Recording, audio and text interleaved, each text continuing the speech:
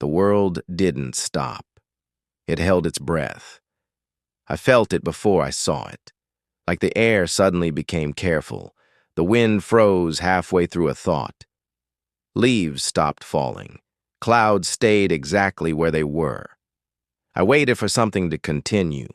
Nothing did. When I spoke, my voice sounded wrong, too loud, like the world wasn't expecting sound anymore. That's when I realized the world wasn't asleep. It was listening. Nothing decayed. Nothing healed.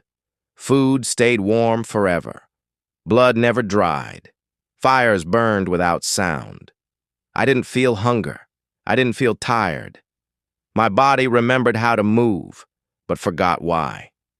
Time was still passing, but it wasn't taking anything with it. I wasn't surviving. I was being preserved. I found the people standing where they last mattered, crossing streets, reaching for doors, mid-sentence, eyes open, still wet. I waved. They didn't blink. When I touched one, the cold went deeper than skin. Not death, absence. They weren't frozen. They were emptied. And suddenly, being the only one moving felt dangerous. Sound didn't travel here. When I screamed, it stayed inside my mouth. When I ran, my footsteps stayed behind me. I could walk away from my own noise. At night, if it was night, the sky never changed color. Stars stayed locked in place. Then I heard something walking, not toward me, with me. The footsteps matched my rhythm. When I slowed, they slowed. When I stopped, they stopped breathing. I never turned around, because I knew, whatever it was, it only existed when I acknowledged it. The world had one rule now. Stillness is invisible, movement is a signal. I found a mirror in a silent store. For a moment, nothing reflected back. Then, me. My reflection blinked a second late, smiled a second late. When I stepped back, it stayed where it was. That's when the footsteps finally came closer. The world didn't end. It removed everything that finishes. Sleep, decay, death. Only awareness remained.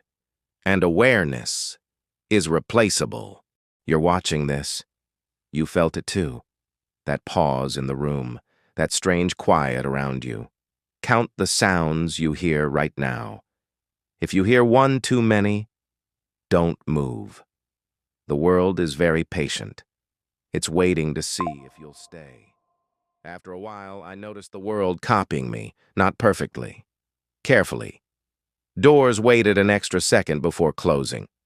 Lights turned off a moment too late, like the world was rehearsing my absence. I stood still for hours.